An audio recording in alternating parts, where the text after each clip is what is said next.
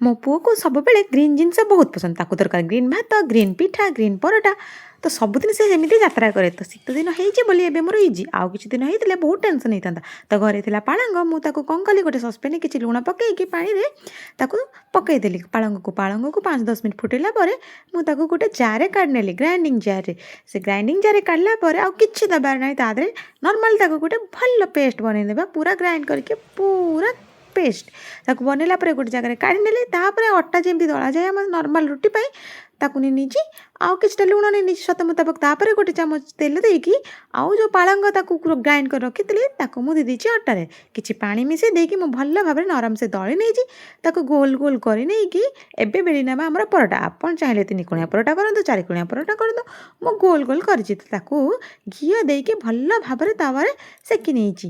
ତ ମୋ ପୁଅ ଆଜି ଖାଇକି ପୁରା ଖୁସି ହେଇଯିବ। ତାର ଗ୍ରୀନ୍ ଗ୍ରୀନ୍ ପରଟା ତ ପ୍ଲେଟ୍‌ରେ କାଢ଼ି ନେଇଛି। ପରଟା ବହୁତ ନରମ। ମୁଁ ତାକୁ ଦେଇଦେଇଛି କୋବି ଚିଲି ସହିତ। ଆପଣ ଘରେ ବନାନ୍ତୁ। Bye bye.